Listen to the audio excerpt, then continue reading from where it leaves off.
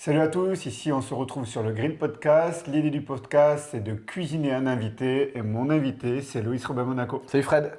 Salut à tous. On va pas commencer par la présentation, on fera ça un peu plus tard. Ok. L'idée, ça va être de créer une tension dans ce podcast. Oh. Oula, on s'entend bien les gars. D'accord. Alors, on va partir d'une tension. Donc, comme vous le savez, Loïs, tu peux déjà juste présenter un petit peu ton rôle au sein de Strong First pour que les gens y comprennent. Ok, je suis Strong First Elite. Donc c'est un instructeur qui a passé toutes les certifications. Et je suis Strong First Team Leader. Ok. Donc ça veut dire que je donne des formations pour Strong First. Parfait. Donc, Louis, il évolue au sein de chez Strong First. Et là où je veux attirer l'attention, c'est que chez Strong First, il y a une rigueur qui va être au sein du développement technique, au sein de certains points bien précis. Et également, Louis, il a un côté sur le côté Ecological Dynamics, où l'on va faire évoluer la motricité dans un contexte. Comment est-ce que tu vas un petit peu te dépatouiller avec ça? Entre Ok. le côté, on va dire, rigide de chez Strong First et le côté un peu plus écologie dynamique. En fait, il y a deux choses. Donc Strong First, déjà, c'est une école de force. L'approche écologique, c'est un courant psychologique et c'est un courant qui étudie le mouvement, en particulier comment l'individu va bouger en lien avec son environnement. Ce qu'il faut savoir, c'est que souvent, le système Strong First, d'abord, c'est un système qui est évolutif. Ça veut dire que c'est un système qui va prendre en lien ce que l'environnement lui amène Ok. pour se faire évoluer. Je vais te prendre un exemple. Quand tu vas avoir un manuel Strong First, le premier truc que tu vas avoir quand tu décris un mouvement, c'est la tâche à accomplir. Donc c'est task.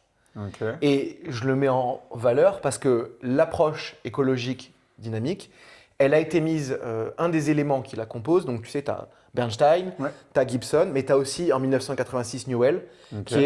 qui détermine l'approche par contrainte avec les tâches qui vont être les tâches d'organisme, les tâches d'environnement, etc. Ok. Donc, en gros, la première chose qu'on fait quand on décrit dans un mouvement, c'est une tâche. Prenez le kettlebell, faites-le balancer entre les jambes, terminez dans la position de planche, exécutez 10 répétitions par bras, reposez le kettlebell au sol. Et ensuite, avec ça, ce qui est accompagné de ça, sont des standards. La façon dont moi je le lis, c'est que les standards, si tu veux les lire en approche écologique, sont des attracteurs. Ok. Tout ce qui n'est pas dans le standard, c'est la zone de fluctuation. CF, on renvoie vers Franz Bosch. D'accord. Je peux le lire comme un standard, c'est un attracteur minimum à atteindre. Par exemple, la planche, c'est une zone d'attraction.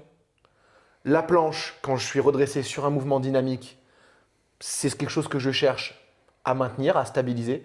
Je cherche inversement les copains du kettlebell sport, ils ne sont pas dans cette planche, ils sont dans une position plus efficiente et économique pour eux, Ouais, avec le bassin en avant, etc. etc. Nous, on cherche à la maintenir pour un certain nombre de raisons. Mais dans cette planche, on est d'accord, on ramène sur Bernstein, que ta planche est différente de la mienne, que tes sensations dans la planche sont peut-être identiques aux miennes le mardi, différentes le mercredi. Donc il y a un ensemble de couleurs qui se jouent sur ça et qui fait que c'est la façon de lire, ma façon en tout cas, de lire le système aujourd'hui. Donc, si je comprends bien, tu navigues entre les deux. Complètement. Ok. Et du coup, si je prends une semaine type Ok. de boulot, Ok. d'accord? Est-ce qu'il y en a un qui a plus de poids que l'autre? C'est-à-dire entre l'approche, qu'est-ce qui va On être va dire approche rigide versus approche écologique. En fait, je vais mixer les deux tout le temps. Je te donne un exemple. Je donne des cours de jiu-jitsu brésilien. Quand je donne un cours de jiu-jitsu brésilien, généralement, au lieu de commencer par un thème de travail, c'est-à-dire on va commencer par faire telle garde ou tel passage de garde, je vais commencer par faire de l'approche par contrainte.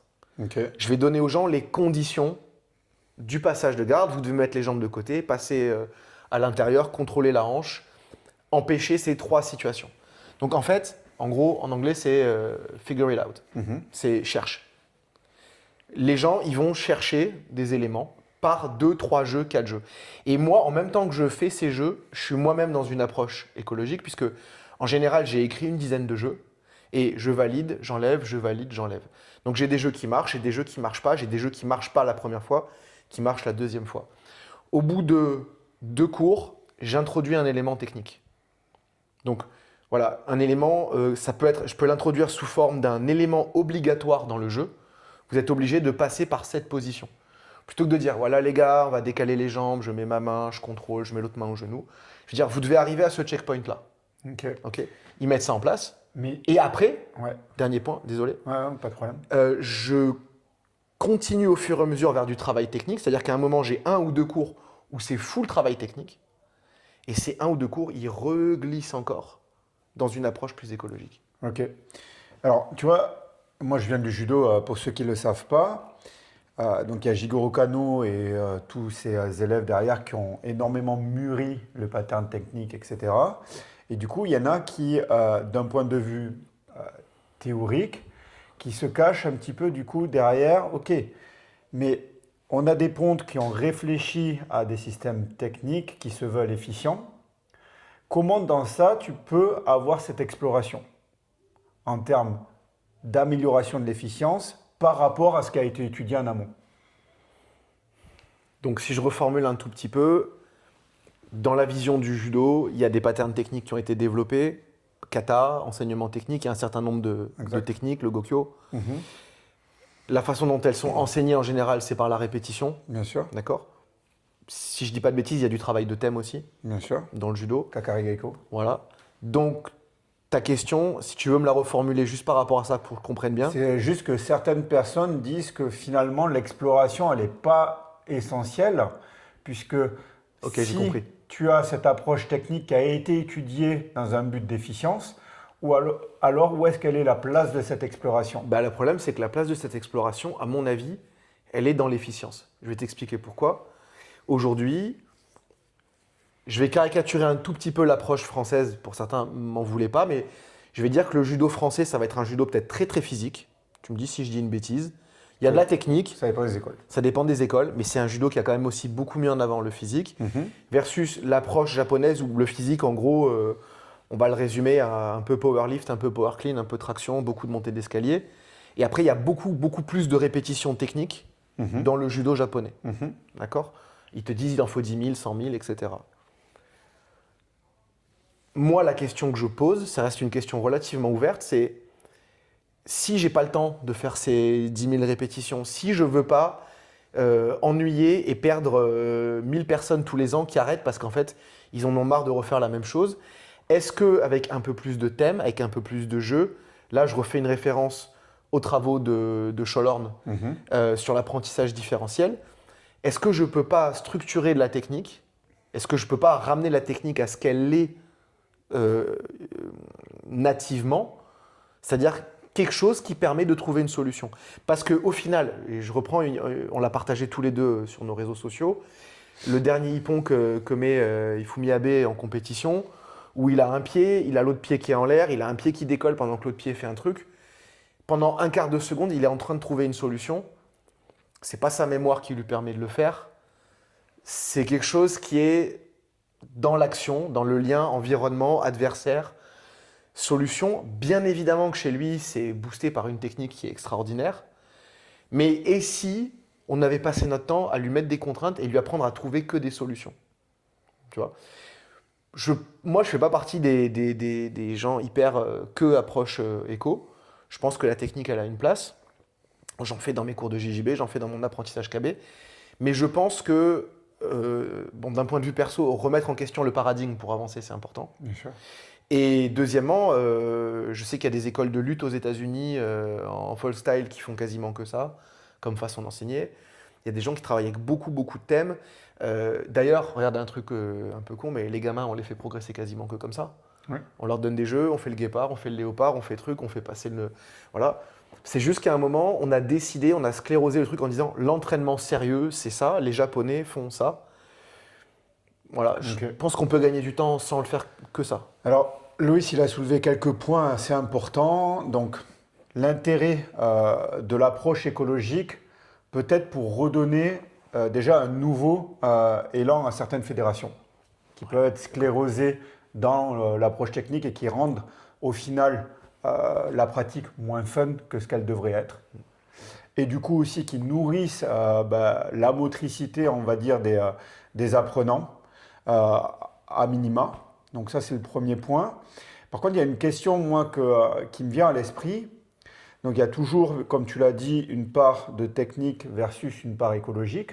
Mais est-ce que, par exemple, si on prend, là, on a un peu dérivé de chez Strong First, mais on va garder le cas du judo, est-ce que finalement, il y a une part de travail technique et est-ce que finalement le randori n'est pas l'expression écologique de la part technique? Si, complètement. En fait, c'est juste que, et j'en ai parlé dans Math Algorithme à un moment, la question c'est quand tu mets le thème ou le combat après la technique, tu fais la leçon, tu fais l'interro après. Quand tu fais l'inverse, tu poses une question, tu cherches une réponse. La question que je pose là, c'est la compétition, c'est quoi? C'est une interro ou c'est une série de problèmes à résoudre? Parfois, chez certains mecs, c'est ce que Dan John il dit, quand tu vas affronter un gars, c'est pirate map. Ouais. Tu vas au point A, point B, tu tournes à l'île, tu arrives tant que tu trouves le trésor. Pour d'autres personnes, il faut que tu cherches. Okay. Et en plus de ça, on a fait tous les deux de la compétition, toi plus que moi sur ça, on se présente toujours un petit peu différemment à une compète. On en parlait un petit peu tout à l'heure en plus. Il y a toujours des choses qui se passent dans la tête, dans la vie, dans le corps. Et rien que ça, c'est un problème à résoudre. Et replacer la technique qu'on connaît et qu'on a fait 1000 fois dans ce contexte psycho, émotionnel, environnemental, c'est un skill en soi. Pourquoi est-ce qu'on ne passe pas plus de temps? Je te donne un exemple. Dans mon club de JJB, on a pris une petite habitude qui est sympa. On fait ce qu'on appelle des super fights. Quand le cours se termine, si tu m'as cassé les pieds ou tu m'as balancé une vanne, tu peux m'inviter et on se bagarre. C'est ce qu'on va faire C'est ce qu'on va faire cette semaine. Je vais t'égorger, quand on essaiera de filmer. C'est dans la boîte. Hein. C'est dans la boîte. C'est dans la boîte. Il y en a qui ont attendu qu'ils se battent contre eux pendant des années. Nous, quand on fait ça, je demande à tout le monde autour d'arrêter de parler. Je veux pas que les gens coachent, je veux qu'on ait une sorte de silence. Les gens, ils passent un petit peu du brouhaha du cours, les copains combattent à droite à gauche. Même le gars fort, si je le prends un peu tout seul, il me bat, personne ne me regarde. D'un seul coup, tout le monde me regarde. Et en 30 secondes, les gars, ils prennent des sensations spécifiques. Et la question, c'est ça, c'est est-ce qu'on ne peut pas créer ça plus souvent, tout le temps? Bien sûr. Parce que le problème, c'est que quand tu apprends des choses et que tu fais de la répétition technique, on sait par les mémoires somatiques, les mémoires synaptiques, qu'elles-mêmes étant associées à des perceptions, tu vas retourner à ce que tu as déjà fait, c'est-à-dire qu'en gros, tu vas retourner à la même erreur si elle est associée à ta perception de compétition. Surtout en conditions de stress. Surtout en conditions de stress. Bien sûr. Alors, je vais essayer d'aller un peu plus loin. Tout à l'heure, tu as parlé de certains clubs de lutte aux États-Unis qui ne fonctionnent que par approche écologique. Donc, c'est-à-dire, pour ceux qui n'ont pas encore compris l'approche écologique, c'est on crée une contrainte et la personne doit s'adapter à cette contrainte. La problématique avec ça, et encore plus par exemple chez les enfants, encore plus chez les adultes, on va dire, qui commencent une nouvelle activité, c'est qu'ils n'ont pas été éduqués. Leur cerveau n'a pas été éduqué à trouver des solutions motrices. Donc souvent, à mon sens, quand on commence uniquement, ça ne veut pas dire qu'à mon sens, il ne faut pas faire d'approche écologique, je ne dis pas ça, mais on peut les faire évoluer vers une approche écologique, mais on est obligé à un moment donné, à mon sens, de passer par un travail technique parce qu'ils n'ont pas les ressources en eux pour trouver les bons schémas. Bah, tu vois, c'est là que c'est... je te prends un exemple, mais... je finis juste. Mais par contre, l'avantage d'avancer sur une approche écologique, et on l'a vu avec le JJB, il ne faut pas se leurrer, ça reste une activité qui est jeune par rapport au judo par exemple, qui commence à être très construite, mais alors là ça fait quelques années, mais pendant au moins 10-15 ans, il y avait régulièrement des nouvelles techniques qui sortaient. Parce que justement il y a des clubs par cette approche écologique qui ont nourri les combattants et qui ont donné des nouveaux moves, etc. Donc ça, l'approche écologique, à mon sens, elle nourrit énormément cette partie-là. Maintenant, est-ce qu'elle donne suffisamment de bonnes solutions motrices pour que les élèves trouvent réellement les solutions sans apporter le travail technique, je ne suis pas sûr. Ah, tu sais, l'acte fondateur le vrai acte fondateur de la scission judo-JJB, il date de 1975. Ouais. C'est quand l'IBJJF structure son règlement.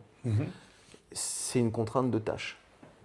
C'est-à-dire que si, dans tous les cas, on prend 10 enfants, toi, 10 enfants, moi, et qu'on leur enseigne le travail que par rapport au règlement, moi, par exemple, quelqu'un qui vient faire au JJB, il va comprendre que s'il me bloque en position en croix, au Kesagatame, il va gagner aucun point. Toi, il peut gagner le combat. Moi, il n'a pas intérêt à y rester, il a intérêt à passer la garde, d'aller dans le dos. Toi, il a intérêt à garder cette position. Moi, il gagne 2 points s'il fait du debout, toi, il peut gagner le combat s'il fait du Bien debout. sûr. Donc déjà, rien qu'avec ça, on va structurer l'activité. Maintenant, si on ne se positionne pas par rapport à l'activité, mais on fait un pas en arrière, on se positionne par rapport à la motricité de base.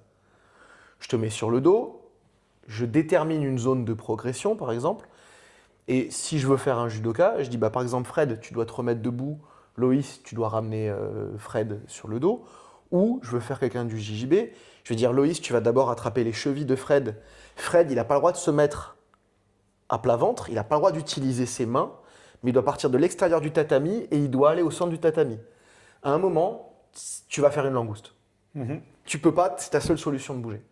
Si je veux transformer ta motricité et que je veux faire de la quadrupédie, je vais t'obliger, je vais te dire, tu peux faire autant de mouvements de hanche que tu veux, mais tu n'as pas le droit de te déplacer dans ce sens-là si ce n'est pas en quadrupédie. Tu vas te retourner, tu vas partir en quadrupédie. Et si je suis debout et que je veux faire du travail comme ça, et que je vais éduquer un débutant, je peux mettre des règles qui vont être sécuritaires et qui vont t'apprendre à bouger, qui vont t'apprendre à chuter. D'ailleurs, regarde, je vais prendre un exemple sur ça qui est rigolo. Le judo a une école de la chute qui est extraordinaire. Bien sûr. La lutte n'a pas d'école de la chute. Non. Les lutteurs chutent beaucoup plus naturellement. Ils apprennent moins, ils roulent, ils font des roues, mais ils ont moins Ils ont une moins grosse école, mais ils ont quand même sur leur warm-up. Ouais, mais ils ont moins d'école de la chute que le judo. Et pourtant, alors ils ont un tapis. La tâche est modulée par le fait qu'ils ont un tapis plus souple, mais tu vois, ils n'ont pas le même apprentissage de la chute. Ouais, bien sûr. Encore une fois, moi je pense que l'apprentissage technique est important, notamment parce qu'on trouve des solutions. Et c'est quelque chose de très humain. L'humain, il alterne toujours entre le naturel et le culturel. Je trouve une solution, je partage ma solution avec mon copain qui est en train de chercher le problème.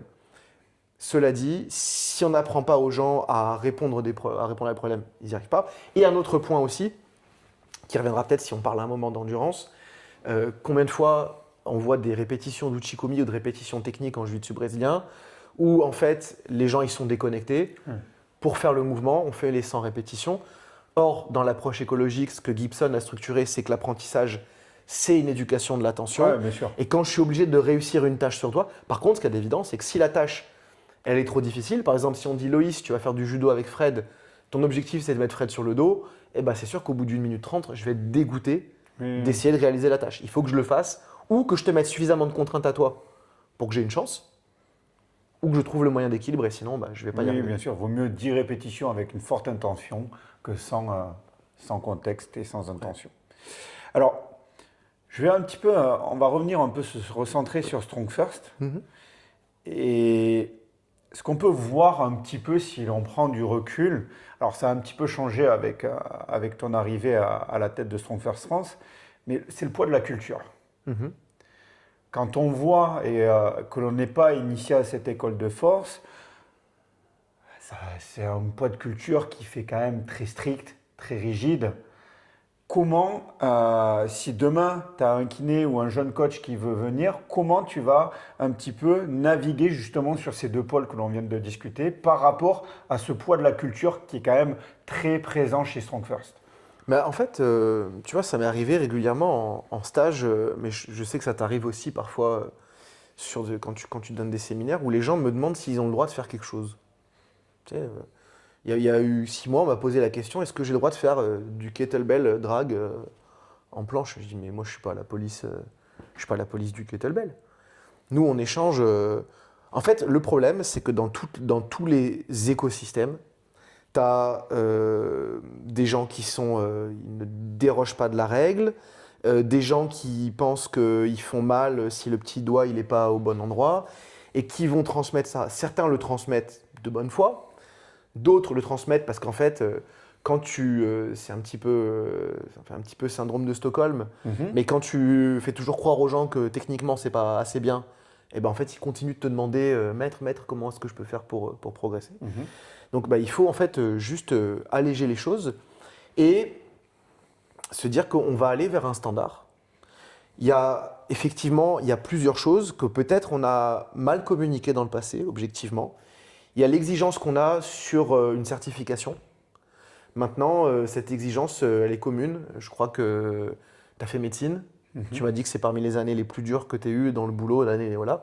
On t'a demandé une exigence à la fin ou pendant tes examens.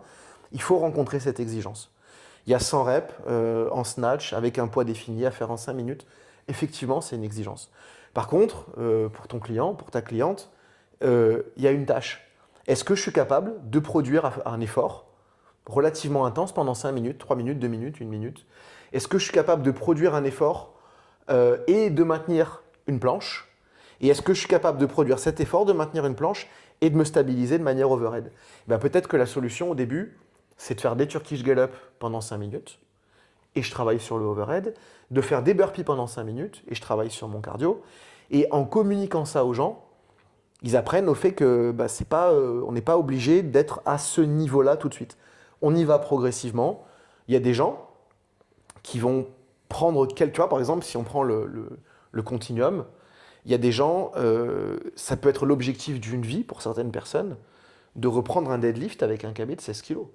Quand tu as eu des gros problèmes de santé, tu reviens d'une maladie, tu vois, c'est dur. Ah, bien sûr. Ces gens-là, ils reprennent tranquillement. Et en fait, en gros, ils arrivent à faire un deadlift à 16 kg et le dos en haut, il est un peu rond. Nous, on est super heureux pour eux, en fait. Par contre, tu veux être instructeur. Tu as des obligations. On a eu des gens qui sont venus faire la certification, en particulier Emric, un coach qui a eu un accident qui est spastique entièrement d'un bras. John qui a eu un accident important. On a eu un gars qui a fait 2 tours en Afghanistan, 2 fois blessé gravement, des éclats d'obus, etc. Un poumon en moins. Et qui a ou réussi parfois à passer les tests, ou à qui on a aménagé des épreuves. Et en fait, on est très cool avec ça, nous. Bien sûr. Tu vois ? Alors, moi, je voulais juste faire un rappel pour vous, parce que, bon, je suis plus certifié, parce que je n'ai pas pu repasser la certification, j'étais en formation. Mais il y a un truc, parce que souvent, j'entends, pas des reproches, mais ça fait un peu école fermée sur certaines communications par le passé. Mais de un, c'est pas ça. Et de deux, comme l'a dit Loïs, ça reste une formation d'instructeur. Donc, qui dit une formation d'instructeur dit un standard technique quand même, puisque tu vas devoir enseigner derrière, il faut que les instructeurs ils aient quand même un certain degré dans leur standard technique. Donc, il y a déjà un développement sur le travail technique à faire. Ça, c'est pas un problème. Mais si on fait un petit peu, et tu as peut-être, si je dis une connerie, tu me le dis, mais par exemple, il y a certains formats sur certains benchmarks, par exemple le snatch test. Normalement, moi, si je me souviens bien, la rigueur technique, elle n'est pas aussi précise que sur le standard technique du snatch. Il y a des points qui sont plus modulables. Qui sont modulables. Exactement. Notamment la respiration et le déplacement des pieds. C'est ça, exactement. Pareil, ceux qui connaissent le format simple et sinistre, il y a des domaines techniques qui sont exigeants sur le format simple et sinistre, donc c'est swing à un bras et get up. Mais par contre, on ne demande pas, Pavel T n'a jamais demandé de faire un swing explosif sur toutes les reps du volume de 5 minutes. Il précise même dans le livre, 70%. Il précise 100% quand tu t'entraînes. Oui. Parce qu'en gros, tu es en train d'essayer de développer ta puissance. C'est ça. Et encore, c'est précisé que pas tous les jours, qu'on alterne le swing à 2 mains avec le swing à 1 main pour faire un peu de variété et pour que le corps s'accommode bien. Et par contre, on apprend. En fait, c'est comme si tu disais, tu vois, regarde, je vais faire le parallèle avec le pataquès qu'on a eu ces dernières années sur la zone 2. Alors, il faut faire de la zone 2, il faut faire de la zone 2, et maintenant tout le monde trouve que c'est nul la zone 2. La zone 2, comme l'ensemble des forces, c'est un continuum. Tu peux commencer par un effort fondamental, et puis tu vas vers... Et nous, en fait, on a un paradigme qui est relativement différent. On commence par la force. Oui. On commence par la mise en tension, on commence par l'irradiation, on commence par des respirations qui nous aident à maintenir ça. Une fois qu'on a mis ça, et on le met en place sur des trucs simples, hein, une planche, un pont, on n'est quand même pas des... Tu vois, on n'a pas d'exigences techniques monstrueuses, on commence par une planche et un pont. Une fois que tu as mis cette tension sur ton swing, une fois que tu as mis cette vitesse, tu apprends à la moduler. Tu apprends à en mettre moins Tout à fait. pour avoir le même Et travail. du coup, je te re-challenge là-dessus. Il y a du coup certains instructeurs qui oublient cette approche écologique de l'effort. Comment tu l'enseignes? Bah, déjà, tu sais, il faut se dire que chez les gens qui viennent et qui sont instructeurs, on a des gens très différents. Bien sûr. Dans ces gens différents, je vais prendre un peu deux situations, tu vois. Je vais prendre quelqu'un d'exigeant qui a la chance ou qui rencontre un public exigeant. Tu sais, c'est un peu comme les compatibilités dans les tests de personnalité. Toi, tu es quelqu'un d'exigeant, moi, je suis quelqu'un d'exigeant, on s'entend bien. Par exemple, toi et moi, on s'entend bien parce que on peut s'envoyer une étude scientifique à 23h, mec, c'est trop bien, regarde, tu vois. Bon. S'il y en avait un de nous deux qui aimait pas ça, bah, en fait, à 23h, tu me fais chier. Oui, bien sûr. Voilà. Donc, en fait, un instructeur exigeant, qui a des gens exigeants dans sa zone, il va attirer les gens exigeants, et puis les autres, à un moment, il ne va pas les attirer. Ils vont aller faire autre chose. Par contre, parfois, tu as des gens exigeants qui vont évoluer dans un environnement qui est déjà qui est différent, on va dire, qui est plus permissif. Ok. Voilà. Et donc, du coup, bah, eux, ils n'arrivent pas à faire leur place. Et ils disent, bah, du coup, ça ne marche pas le système. Oui, mais ce n'est pas le système. C'est ton idiosyncrasie, donc c'est tes particularités individuelles, ce que tu as développé, qui ne matchent pas. On a notre copain Mathieu, par exemple, pour le citer, qui est prépa physique dans le rugby. Eh ben, il a une communication qui est géniale pour le rugby. Peut-être que ça ne marcherait pas pour le badminton. Tu vois? Et donc après, bah, lui, c'est normal, ça marche pas. Maintenant, effectivement, les gens, ils amènent une sensibilité. L'hyper-technicien, il va rencontrer des gens peut-être qui sont dans cette quête jamais terminée de perfection. Ça match, les autres, ça ne matche pas avec eux. Et peut-être que pendant quelques années, on a eu ça, mais il faut se rappeler d'un truc, c'est que Strong First France, notre première certification, elle est en 2018. Donc c'est récent. Strong First, ça reste une école qui est 2008, je pense, 2009. Je crois, ouais, le shift avec RKT. Qu'on s'adapte aussi à notre environnement, qu'on nous reproche des choses et on les entend, on essaie de les améliorer, honnêtement, pour être à l'intérieur dans les réunions, avec Pavelté, avec tous les grands du système. Les gens ne sont pas fermés. Par contre, il y a un truc aussi, c'est que quand tu commences à ouvrir les choses, les gens ouvrent de plus en plus. Tu vois, il y a un snatch test à faire. Oui, mais c'est dur. Oui, mais est-ce que je peux faire autrement? Oui, mais est-ce que je peux pas faire sans rep? Oui, mais est-ce que je peux pas le faire? C'est comme le Montessori. Voilà. Et il y a des choses qui sont, tu vois, Montessori, c'est très écologique finalement comme approche. Montessori sans contexte, ça devient un peu. Voilà. Et donc tu peux pas faire n'importe quoi. C'est-à-dire qu'en fait, tu peux pas laisser un gamin aller parler à un dealer devant l'école parce qu'il a envie et que sinon il va faire une tempête émotionnelle. Parce que ça serait dangereux pour lui. Donc il y a un cadre, il y a des règles. Et nos standards, en fait, ils servent à ça. Honnêtement, pour ça, Brett Jones, quand il était directeur de l'éducation, il a fait un travail fabuleux pour relâcher tout le monde. Il a amené l'approche aussi FMS, Gray Cook, main dans les poches, en coach, et tout va bien en fait. Ouais. Loïs, qui es-tu? Qui je suis? Moi, j'aime bien dire que je suis un coach sportif. Ok. Je suis un préparateur physique. Je suis un être humain, avant tout. Et quand on dit ça, être humain, c'est important parce qu'en gros, on est sur un monde aujourd'hui beaucoup plus, on existe tous un peu plus sur un monde virtuel que réel. Et rappeler qu'on est un être humain, c'est qu'on est faillible, on fait des erreurs. Je le disais dans un podcast précédent, je pense que j'ai fait énormément d'erreurs dans mon boulot, ce qui m'a construit. Donc je suis un être humain, coach sportif, prépa physique, formateur. Je suis dans une période de ma vie maintenant où l'équilibre apprentissage, réflexion s'oriente aussi et se nourrit de la transmission. Et puis voilà, et puis j'essaie de développer aussi Strong First en France. Parfait. Alors du coup, ça nous amène sur un cas un peu plus pratique sur Ouais. l'approche rigide versus écologique. On va prendre le kettlebell swing. Ouais. Et du coup, le kettlebell swing, est-ce que c'est un pattern à construire, prescrire, etc. ou c'est une solution que l'on laisse émerger?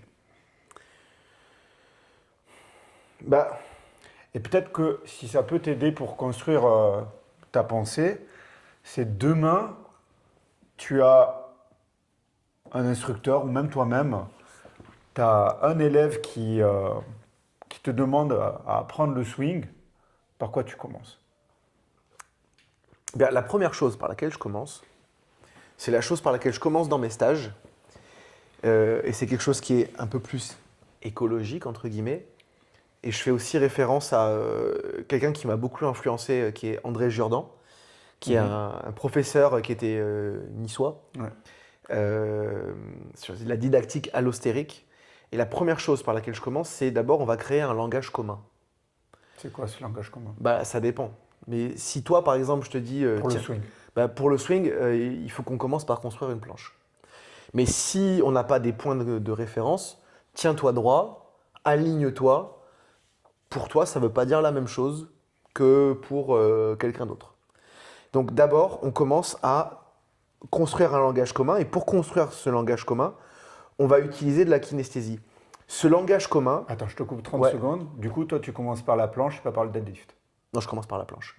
Ok. Je pourrais commencer par le deadlift. Non. Je pourrais commencer par un deadlift et terminer en planche.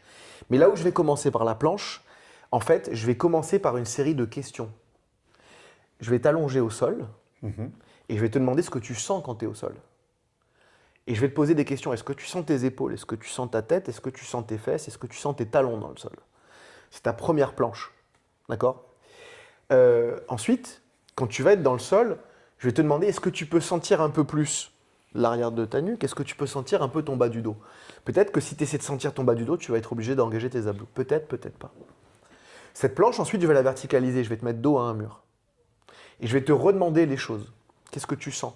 Et là, je vais peut-être te demander d'appuyer avec tes mains contre le mur et de les abaisser dans tes poches. Ah, peut-être que ça va activer tes grands dorsaux. Si ça ne les active pas, j'ai une réponse à ma question. Fred, il n'arrive pas à activer ses grands dorsaux, ce qu'on savait déjà. Je vais peut-être avoir une autre réponse. Peut-être que tu arrives à l'activer à gauche et pas à droite. Et puis peut-être qu'en fait, quand tu vas être dos au mur, tu vas avoir une vision de toi. Moi, je vais prendre une photo et toi, tu as l'épaule comme ça. Et tu dis, je ne pensais pas que j'avais l'épaule comme ça. Donc, et là, on commence, tu vois, et du coup, quand je te dis, mais abaisse ton épaule, tu peux savoir que ça veut dire de tirer ton épaule vers ton talon, vers ton pied, ou de mettre ton épaule à la même hauteur que l'autre. Moi, je commence par ça. Si ça, je ne suis pas capable de l'établir avec toi, en fait, en gros, quand tu vas être en train de faire des swings, de quoi je vais te parler? Ça va être difficile. Donc moi, je commence par ça. Une fois qu'on a ça, on va faire les séquences. Je vais te mettre en tension dans ta planche. Je vais te mettre en tension dans un pont. Maintenant, si je te mets en tension dans ta planche, je te mets en tension dans un pont, j'ai un référentiel dans un sens, j'ai un référentiel d'activation de mes fessiers dans le pont, j'ai un premier baby hinge. Et ensuite, je vais poser une série de questions et je vais créer une série de situations où je vais te mettre en place sur des choses. Et l'idée, elle est relativement simple. Si tu n'es pas capable de mettre en place l'élément précédent, on va continuer de bosser dessus. Mais par contre, et ça, moi, c'est mon approche à moi, je vais quand même t'amener vers le kettlebell swing. Je vais t'y amener d'une manière différente. Ça peut être du pull-through avec une bande élastique où on va aller chercher derrière et se redresser. Ça peut être juste du swing avec un kettlebell très léger. Ça peut être, j'ai pas standardisé le nom, mais peut-être qu'on va faire un truc qui se ferait pas du tout sur une formation Strong First, mais un quarter swing où on va partir de la planche et je vais te mettre une bande élastique au-dessus des genoux et je vais juste te faire passer au-dessus, devant, mais je vais te mettre en mouvement. Ou peut-être que je vais juste te demander de bouger tes bras de manière pendulaire et relâchée avec un poids, debout et dans plusieurs plans, pour que tu te familiarises avec ce mouvement pendulaire et de balancier. Ok. Je vais créer des situations en fait. Et du coup, il y a une question qui me vient. Qu'est-ce qui est non négociable dans le swing? Et qu'est-ce qui peut du coup varier? Ce qui est non négociable si tu veux faire un kettlebell swing. Alors, hardstyle, c'est l'intention d'explosion, l'intention d'être en planche. Cela dit, moi quand je swing, En fonction du format. en fonction du format, mais moi quand je swing, sur 10 reps, et que je fais des swings depuis le début des années 2000, il se passe 1 million de choses. J'ai encore parfois des swings où je perds un équilibre et j'ai un pied qui s'avance. Donc, si tu veux te dire, non, un swing il termine là, ça voudrait dire que je termine là à chaque fois. Or, je ne termine pas là à chaque fois. Parfois, je pars un peu en avant, parfois, je pars un peu en arrière, parfois, je fais un pas en avant. Donc, si tu veux, ce qui est non négociable, c'est d'avoir pour moi, et ça, c'est ma valeur à moi, c'est une intention de s'améliorer. Peut-être que pour toi, ce qui est non négociable, c'est la valeur d'être capable de monter en charge ou en intensité ou autre chose. Tu vois. Mais moi, je ne suis pas attaché à quelque chose qui serait obligatoire. Par contre, si tu me demandes si ton swing, il passe les tests pour la certification, ben là, je vais te dire, les non négociables sont les standards. Ok. C'est autre chose. Je vais te donner un autre exemple. Moi, j'ai des stages, je donne les formations officielles Strong First, et j'ai une série de stages perso. Mes séries de stages perso, ils sont construits à l'envers. Et parfois, j'ai même des réflexions où je ne construis pas le swing comme premier mouvement. Je construis le clean. Ok. Je pars du rack, je clean, et ensuite, du clean, je pars vers le swing et le snatch. Juste pour m'amuser, en fait. Ouais, c'est juste un autre chemin. C'est juste un autre chemin. Et ça a la même valeur. J'avais une conversation avec Pavel Matsek sur ça, où il me montrait des trucs très anciens, où c'était construit de la même manière, dans des trajectoires différentes. Ok. Du coup, il y a une question qui me vient. C'est du coup, à quel moment la technique a son importance dans la protection d'un point de vue santé, et à quel moment elle emprisonne? Tu sais, il y a un truc rigolo en ce moment. Il y a Stuart McGill qui refait un peu qui fait de la communication. Ok. Alors, je ne vais pas dire que c'est pour se justifier, parce que je pense que... McGill, juste pour clarifier, McGill, c'est un des meilleurs spécialistes mondiaux sur certaines pathologies au niveau lombaire. Voilà. Et c'est lui qui a fait les premières études en faisant fléchir plusieurs milliers de fois des colonnes vertébrales, qui a montré l'usure des disques, voilà, qui a fait énormément d'études. Et en gros, on est arrivé à un moment, au milieu des années 2010, 2005, 2015, on était sur un truc, rien ne doit bouger, ça doit être rigide.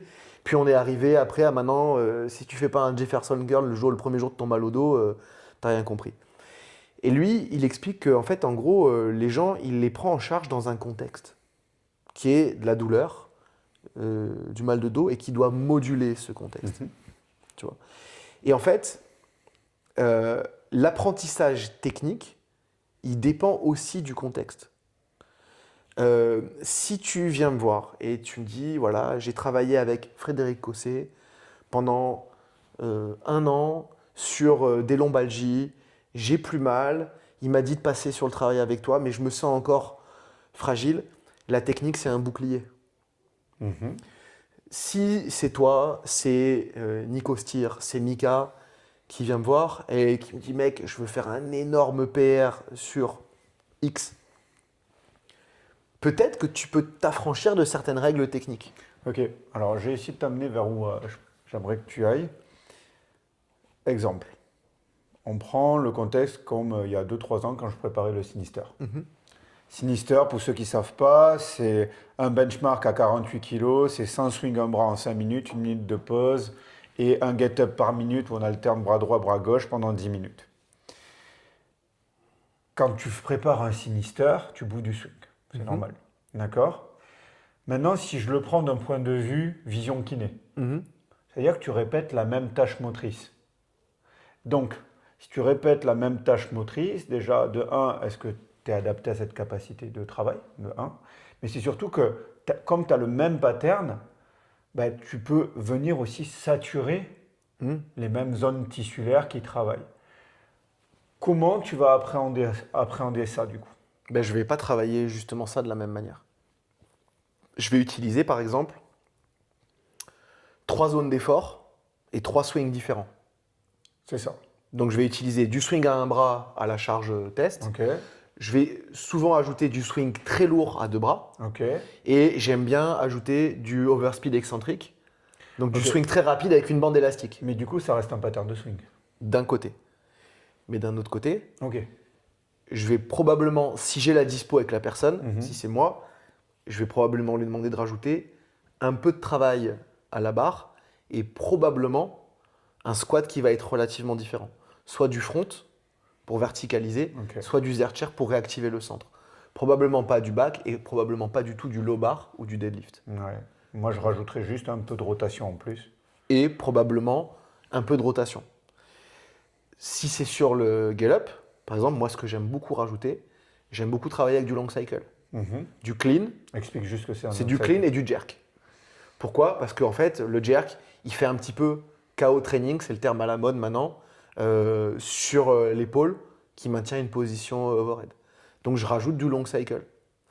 Euh, je vais avoir des moments où je vais changer pas mal d'éléments qui vont faire en sorte justement que je ne m'adapte pas. Par exemple, le get-up, de la même manière, je vais le traiter type deadlift de power ou Charlie Francis en sprint. Je vais faire une séance de get-up très lourde qu'une fois toutes les 2 ou 3 semaines Ouais. pour avoir le temps de récupérer. Je vais faire une séance très glycolytique qu'une fois toutes les 2 semaines. Donc en gros, à partir du moment où je vais gérer ça, bah, je vais répéter beaucoup, effectivement, mais je vais avoir un peu de contre-mouvement, Ouais, de contre-répétition variabilité. Hein. pour protéger, de la variabilité et surtout les efforts très intenses qui vont amener plus de perturbations, je vais les gérer. Si je peux, moi personnellement, les gens n'ont pas toujours la dispo, le matériel, mais je ferai une bonne partie aussi du cardio sur de la bike. Je traiterai les choses de manière. Tu sais, moi je travaille dans la prépa physique en natation et j'ai l'habitude de travailler autour. Et j'aime bien travailler les choses justement simple et sinistre, c'est ton spécifique, mais quand tu veux aller chercher ça, alors tu peux faire ce que Pavel Matzek a fait. Lui, il a fait Ouais. simple et sinistre en faisant du swing et du Sur get-up 6 mois. sur 2 ans, Ouais. sur 2 ou 3 ans. Mais tu peux aussi dire simple et sinistre, c'est mon spécifique, et il me faut ma PPG autour. Ouais. Si Par t'as- exemple, moi, tu sais, je t'ai dit, il y a Clément, un Ouais. de mes suivis, qui veut le préparer. Hmm. J'ai mis de la sobaïque dedans. Ouais, mais voilà, Parce c'est très bien. qu'en termes d'effort au niveau métabolique, Hmm. physiologique, c'est proche sur les intensités. Si tu fais des formats proches du Sinister, t'es pas mal quand Oui. même. Et puis je pense aussi que le système, il a besoin de variété et de fraîcheur, donc il y a des fois, il faut faire beaucoup moins de swing. Il faut aussi, tu dois faire plus de GHD, plus d'ISO, plus de centre, plus de rotation, plus d'anti. Ce que tu dois faire, il faut le mettre dedans. Ok. Encore une fois, il ne faut pas rester verrouillé. Et du coup, quelle est la différence pour toi entre transmettre une compétence et imposer une forme? Ben déjà, c'est pas mon style d'imposer une forme. Euh, je pense, tu sais, aujourd'hui, je suis arrivé à une conclusion euh, qui est un peu couillonne comme ça. Tu sais, tu peux pas obliger un âne Ouais. à boire, un cheval à boire à la rivière s'il n'a pas envie de boire. Bon. Moi, je suis juste, je suis un relais. Je transmets des trucs que j'ai appris d'autres. Voilà. Donc, et puis des trucs que j'ai un peu trouvé moi aussi. Après, je pense sincèrement que si les gens ils ne sont pas dans une intention et une pratique délibérée pour progresser, ils ne progressent pas. Donc j'ai rien à imposer à personne. Ok. Moi, j'impose pas. Je propose. Par contre, si tu peux me demander mon avis, je peux te dire, selon moi, quelle est la meilleure solution pour toi. Mhm. Mais sinon, Ok. je suis pas du tout là-dedans.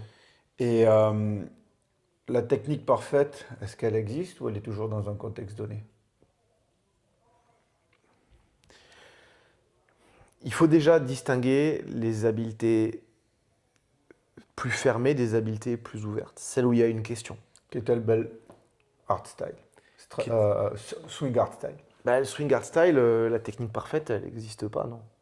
Non, non. En fait, en gros, tu sais, je pense que... alors, c'est un peu dur ce que je vais Et dire. mais répondrais quoi, Pavel T, à cette question? je pense qu'il répondrait pas... Je pense pas qu'il répondrait que la technique parfaite existe. Ok. Il est plutôt ouvert Ouvert. sur ça, ouais. Et tu sais, la technique parfaite, c'est un peu comme les goûts humains en général. Ce qui te plaît à toi me plaît pas forcément à moi, et inversement, une personne plaît à une autre, une qualité plaît à une autre, voilà. Encore une fois, si quelqu'un il ne jure que par la technique et ma technique elle n'est pas parfaite et ta technique elle est parfaite, c'est son point de vue à lui. Tant que tu arrives à peu près dans le standard, tu es good enough. Et tu vois, j'ai fait un post il n'y a pas longtemps sur ça, sur une pratique juste. C'est-à-dire, en fait, je fais une pratique, c'est bien, c'est correct. J'ai pas vidé mon réservoir, j'ai un peu transpiré, je suis bien, j'ai de l'énergie pour faire d'autres trucs. J'ai fait mes kettlebell swing, je me suis pas fait mal au dos. J'aurais pu avoir plein d'énergie pour rajouter, mettre une caméra, je l'ai pas fait. J'ai fait une pratique juste. C'est quelque chose qui vient des arts martiaux, ça. Bien sûr. Et des entraînements de judo, tu te fais ramasser, et des entraînements, tu gagnes. Bon, bah, c'est comme ça. Moi, je pense que c'est ça qui est important. C'est d'avoir une pratique équilibrée. Ok. Bien évidemment que quand tu vas préparer Sinister ou que tu vas préparer de la peak performance, il y a des fois, ça va être très dur. Ça va pas toujours être juste. Mais la loi de Pareto, elle est importante pour ça. 80% de ton temps, tu viens, tu fais le taf, good enough, tu te sers toi-même ta main ou la main de ton pote, ta pote à entraînement, tu te casses, le travail est fait, c'est suffisant. Ok. Il me reste encore 2 questions avant qu'on fasse la transition. Mais est-ce que dans l'école de Strong First, il n'y a pas un biais sur, cognitif ou pas, mais sur la surprescription technique? Tu sais, c'est très rigolo ça. Parce Mais que c'est ce qu'on peut percevoir de c'est ce qu'on peut l'extérieur quand percevoir. on ne connaît pas l'école. Ouais, quand on connaît pas, mais par exemple, tu vois, Après, c'est aussi très profil dépendant. c'est très profil dépendant. Et puis, tu vois, quand on a eu des masters américains qui sont venus, les Américains ne sont pas du tout comme ça. Les Américains, ils sont sont très chill. Ouais. Alors, pas tous. Tu vois, John Ngum, il vient du taekwondo, il a des écoles d'arts martiaux. Taekwondo, c'est une méthode aussi qui est un peu plus coréenne, militaire, martiale. Donc il est un peu plus strict. Mais j'ai vu plein de masters américains. T'as vu Jason Marshall? C'est un homme incroyable. Ouais. Moi, c'est vraiment un des masters que j'ai préféré. Il est très relax. Michael Hartle, quand il est venu pour SFL, très relax. Fabio, très grand technicien. Mais quand il enseigne, il n'est pas non plus. T'as vu Brett? Ouais. Brett, très relax.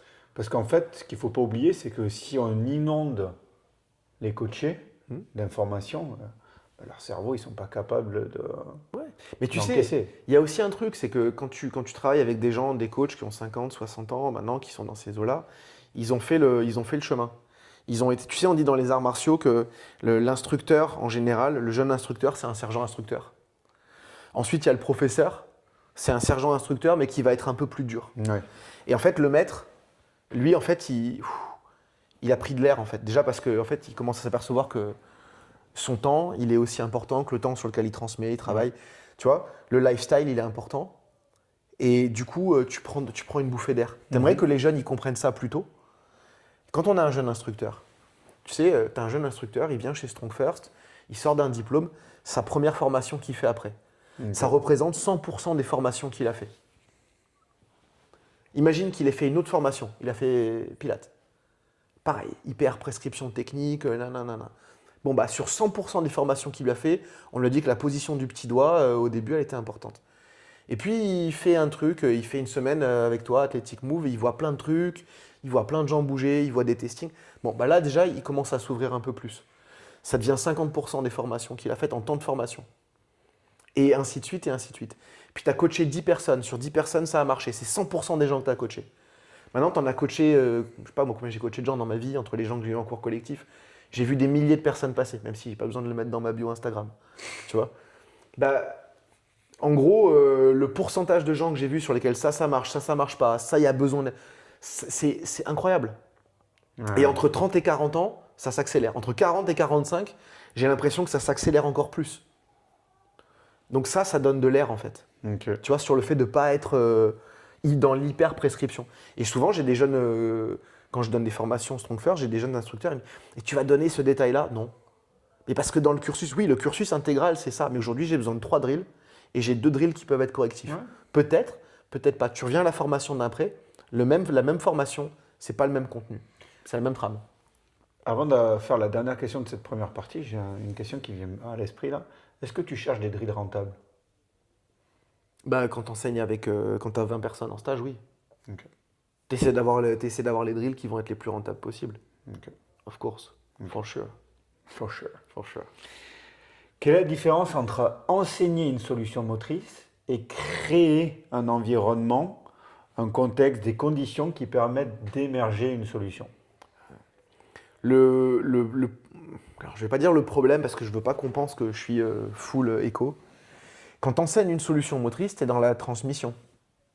C'est-à-dire que, en fait, je vais prendre ça, j'ai l'exemple qui me vient. L'étiquette, quand on mange. L'étiquette, quand on mange, elle est basée sur le fait qu'il y a une présentation autour du fait de manger. D'accord ? Donc en fait, on t'apprend à mettre la fourchette, à la tenir d'une certaine manière, le couteau d'une certaine manière.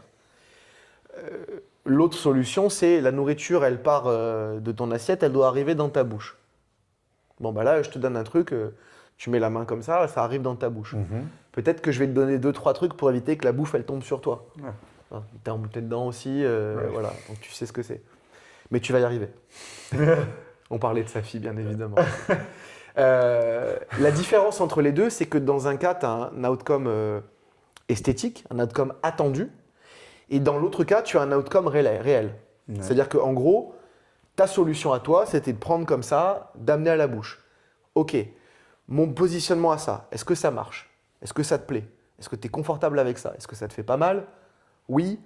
Moi, mon but maintenant, c'est d'accepter ta solution. Est-ce que je peux te faire évoluer vers d'autres solutions ? Je peux te poser la question. Tu as essayé, par contre, tu as vu que là, quand tu fais que ça, ta main gauche, elle ne sait pas. Et comme elle est moins à l'aise, peut-être que tenir le couteau, c'est pas smart. Viens, on essaye de mettre ça dans ta main droite et le truc le plus dangereux, on le met dans ta main la plus agile. Ok, là, je te transmets un truc qui est peut-être plus facile pour couper un truc compliqué. Je te repose une question. Je peux aussi te dire, voilà, on va faire que comme ça, que comme ça. Encore une fois, on t'a appris à marcher, toi ? Non. Et on sait, sur l'éducation des enfants, qu'ils apprennent à marcher tôt, par exemple, quand ils n'ont pas beaucoup d'espace. Parce qu'ils se redressent vite sur leur environnement et ils se déplacent. Par contre, quand ils ont de la place, ils peuvent rester plus longtemps à quatre pattes. Ouais. Donc, tu vois, et sur la motricité, on en pense quoi ? Oui, tout à fait. On a clôturé cette première partie. Je voulais que l'on éclaircisse cette première tension et j'aimerais nous amener vers un deuxième type de tension, enfin, autour un peu plus centré sur de l'humain. C'est sur la charge d'entraînement. Yes. D'accord ? J'aime bien. Ah, Ringo. C'est un petit peu ton dada.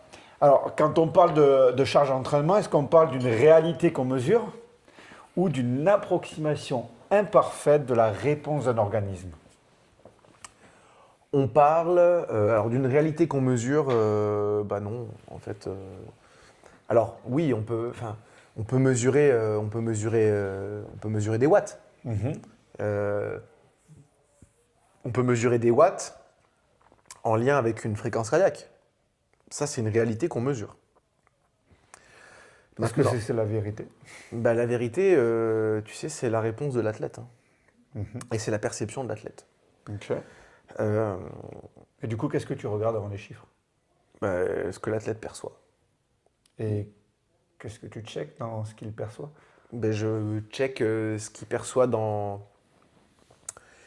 En fait, ce qui est intéressant de percevoir... Ah les gars, je commence à le faire... Non, je réfléchis. Je le cuisine. En gros, ce qu'il y a d'intéressant, c'est que on va mesurer toujours le combien. Et donc, en gros, ça va être le volume. On va mesurer l'intensité. Ça va être le niveau de difficulté. Et donc, ça, c'est les deux premières choses qu'on doit mesurer. Volume-intensité. Volume-intensité. Il y a plusieurs façons de le faire. Je peux t'interroger, par exemple, sur quelle était ta perception de la durée. La durée perçue de ton effort. Tu vois, par exemple, tu sors d'un combat de judo, tu as fait le combat, tu étais dans le golden score, et tu me dis, j'avais l'impression d'être au début du combat. C'est hyper important. Par contre, tu es au premier combat, tu es au golden score, tu me dis, j'avais l'impression que ça faisait 3 jours que j'étais en compète. Je te dis, il est usé le Fred. Tu vois ? Ok. L'intensité, je te dis, tu te rends compte que, je te donne, tu sais que les pilotes de Formule 1, au départ de la course, il n'y a rien qui bouge, ils sont à FC Max. Ouais. Dans le cockpit. Ouais. Ils montent à FC Max. Si je fais ça, je me dis là, le gars, il est en train de faire un effort de ouf. Mais il y a plein de façons d'être à FC Max et que l'effort il soit agréable. Tu fais des câlins, tu es peut-être à FC Max. Ouais. Tu vois ? Et j'ai une bonne condition physique. Ouais, donc voilà, toi tu es en zone 2. Mais les autres, les humains normaux, tu vois ? C'est pas la guerre. Mel, on a besoin on veut des dossiers. Il a rougi, les gars. T'as vu, t'as voulu me mettre sur le grill. T'as vu, regardez. Et t'as vu que j'ai attendu le set suivant. Hein. J'ai laissé quelques balles passer. J'ai laissé des balles. Bam. Là, je l'ai amené au filet et j'ai renvoyé derrière.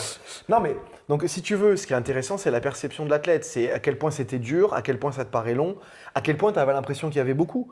Encore une fois, beaucoup pour une séance d'entraînement. Combien de fois je t'ai dit, mec, ta séance d'entraînement, c'est mon volume mensuel. Ouais. Je te l'ai dit souvent. Ouais. Tu vois, ta séance d'entraînement, c'est mon volume mensuel. Moi, je lis ton entraînement, je suis en surentraînement.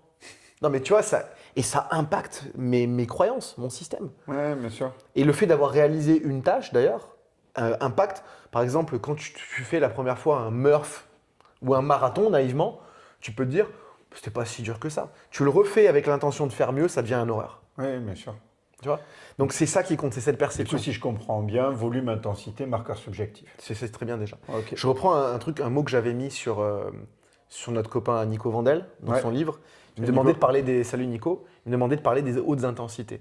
Et je disais, si une intensité est une haute intensité, c'est qu'elle est perçue comme haute par la personne qui produit l'effort. Si on va faire un footing tous les deux, tu dis là les gars, vous êtes à X watts, tu me dis oui mais moi je suis en... Là je cruise, bah, t'es pas en haute intensité. C'est tout. Ok. Et du coup, est-ce que tu as déjà eu une donnée qui t'a déjà... une donnée qui t'a fait mentir? Pour moi, les capteurs de puissance. Pourquoi? Parce que en fait, tu peux avoir l'impression que ça te donne des chiffres, mais que pour moi, encore une fois, à partir du moment où ça ne retranscrit pas... En fait, toute donnée brute sans être corrélée à ce que vit un athlète, je vais le rephraser comme ça, pour moi, elle ment. Ouais. Parce qu'en fait, tu en lis ce que tu veux. Oui. Par contre, si tu vois Pogacar à 320 watts et que tu sais pas que c'est Pogacar, tu te dis wow, voilà. En fait, il est en zone 2. Voilà. Ou tu vas t'inquiéter pour quelqu'un qui est en train de réaliser une tâche qui est courante pour lui. Par contre, quand tu le fais matcher avec ce qui est personnel chez lui, c'est comme la douleur. La douleur, c'est quelque chose qui est extrêmement subjectif. Je prends Sophie. Sophie, qui est notre amie, qui est aussi instructrice kettlebell, qui fait du jiu-jitsu brésilien. Sophie, elle a un seuil de douleur, elle ressent la douleur très vite, mais elle peut rester très longtemps dedans. Moi, j'ai un seuil de douleur qui est très élevé, je peux m'éclater le tibia contre une table, ça va. Par contre, à partir du moment où j'ai mal, je ne suis pas quelqu'un qui suis très résistant dans la douleur. Ouais, ça dépend de nos origines, notre vie, etc. Ça dépend énormément d'énormément de paramètres. Et du coup, quelle donnée très simple est pour toi sous-estimée sur une donnée qui est banale, qui paraît banale, mais qui reste très sous-estimée dans le développement de la charge? Ce qui est sous-estimé, Ouais. donnée banale. Truc simple, peu coûteux. En fait, alors je vais dire sous-estimé et en même temps très mal compris, le RPE. Pourquoi? Parce que c'est un outil qui est super intéressant. Défi, tu peux nous le... Ouais, c'est l'échelle de perception de l'épuisement dans l'effort, de la fatigue à l'effort. Ok. C'est hyper intéressant parce qu'en fait, tu peux en prendre plein d'informations de la personne sur comment elle vit un effort, long, court, etc. Mais par contre, quand ça devient un outil de prescription absolue, ça veut dire qu'en fait, tu dois matcher à tout prix quelque chose indépendamment de... Tu vois, par exemple, si je commence à te dire, voilà, tu vas nager, bouger, faire quelque chose à RPE 6, mais que je pense qu'en fait, ton RPE 6, il n'est pas suffisant, ben en fait, je brouille tes perceptions. Tu vois, je te dis, non, 6, tu devrais bouger... c'est une conversation que j'ai avec Pierre Renaud, qui est powerlifter. Je dis, quand je te donne un RPE, essaie de ne pas associer une charge avec ce RPE. Ça, c'est très culturel dans le powerlifting, c'est qu'ils ont associé le RPE au rire. Donc le RPE 8, tu as 2 répétitions de réserve.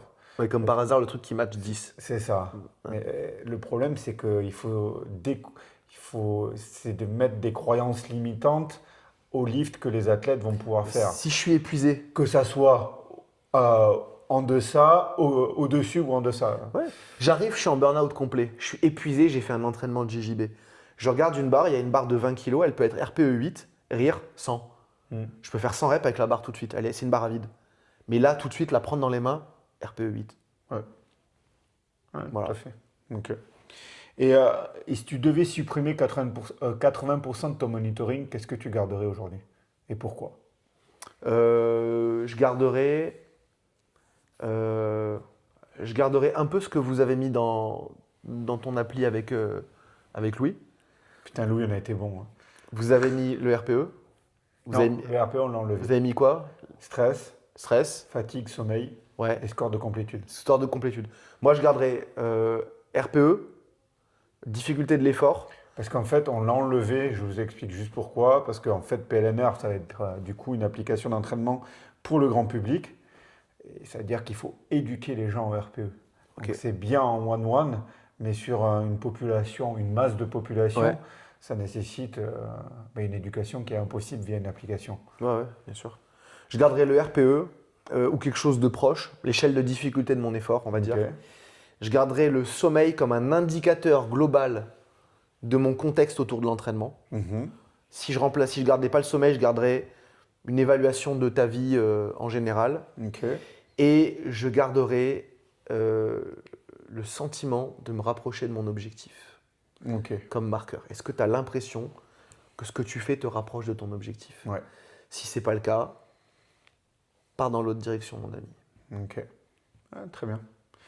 Et pour en revenir au marqueur de fatigue, comment tu dissocies fatigue normale, fatigue utile et une fatigue où en fait il y a eu une erreur de dosage? Ça, moi je trouve que c'est hyper dur à conceptualiser. Il faut revenir sur ce qu'est la fatigue. D'abord, c'est le premier point. Ok. C'est le point le plus dur. Et là, je vais envoyer quelques mots. Il faut que les gens ils prennent le temps de les décortiquer. Moi j'aime bien la définition Voilà. de Stéphane Morin sur la fatigue. Alors lui, il donne pas une définition de la fatigue, il donne une définition du stress en général. Ouais, mais qui est corrélé à Voilà. la fatigue. Pour moi, la fatigue, c'est la zone de stress perçue, stress, erreur perçue, mais je la mets en lien avec 3 paramètres. Je la mets en lien avec le phénomène, c'est-à-dire ce qui se passe réellement dans le corps. Tu as une fatigue phénoménologique. Ok. Je la mets en lien avec une fatigue représentative, c'est-à-dire comment je me représente un effort. Et je la mets en lien avec une fatigue ou un effort, quelque chose qui est prédictif. Comment je pense que l'effort va arriver.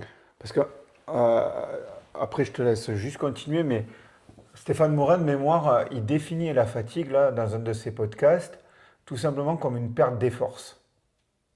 Ouais, mais alors, oui. Oui, tu as une diminution des forces de ton organisme. Oui. Ouais, parce que du coup, c'est objectif et subjectif à la fois. Ouais, 100% d'accord avec Steph sur ça. Donc, après, maintenant, à partir de cette définition-là, Oui et non. Parce que c'est un sentiment, il le définit comme un sentiment de perte de contrôle, je pense. C'est pas ça? moi, j'ai perte des forces de mémoire. Pour moi, c'est plutôt en rapport avec une perte de contrôle. Parce que, en gros, Mais du coup, comment tu navigues entre le normal, le utile et l'erreur de dosage? tu apprends à la personne à mieux se connaître. Tu ne peux le faire, puisque la fatigue, les phénomènes, c'est ce qui se passe dans ton corps. Ouais. D'accord? Bon. On va prendre 2 scénarios simples. Scénario 1, tu t'entraînes, tu te dis là, je suis tellement bien entraîné que normalement, je vais aller dans mon effort et je dois tout gérer sans être fatigué. Ok. Tu commences ton effort, la fatigue arrive parce que glycolytique, ça brûle, tu congestionnes. Tu te dis, mais non, je comprends pas. Je suis pas censé ressentir ça, pas maintenant. Et là, un sentiment de désarroi.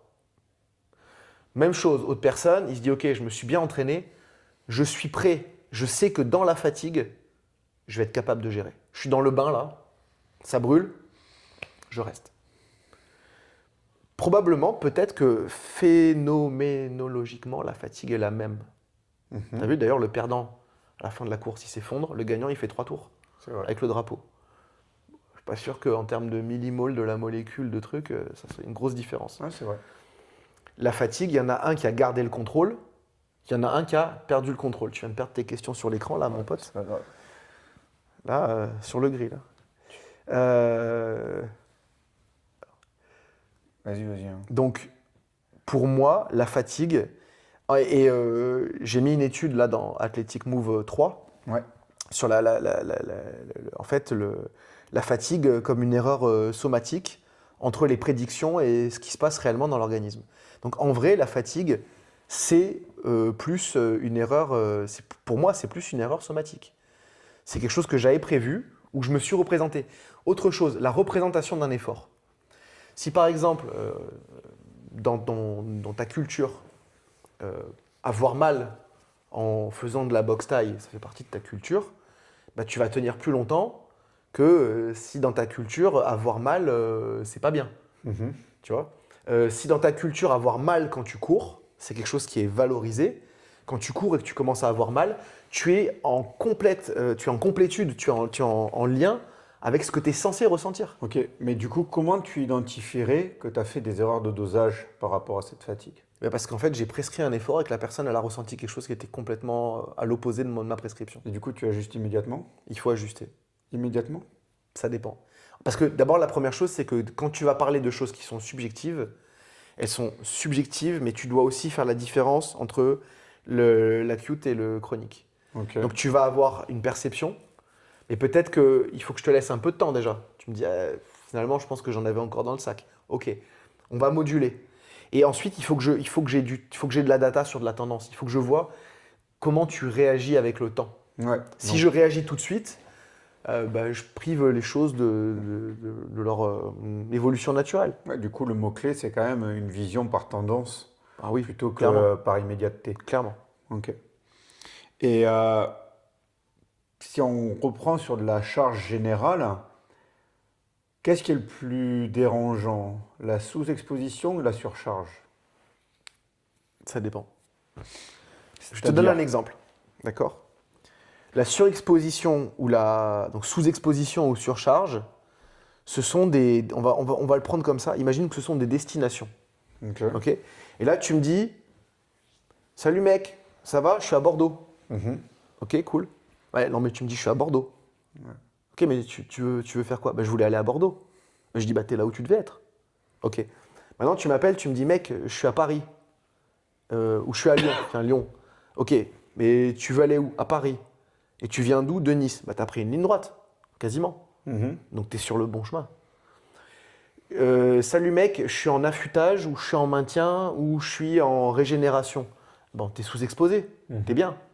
Maintenant, si t'es censé être en maintien ou en régénération, et que t'affiches des marqueurs de surcharge, t'es pas là où tu dois être. Donc, aucun des deux.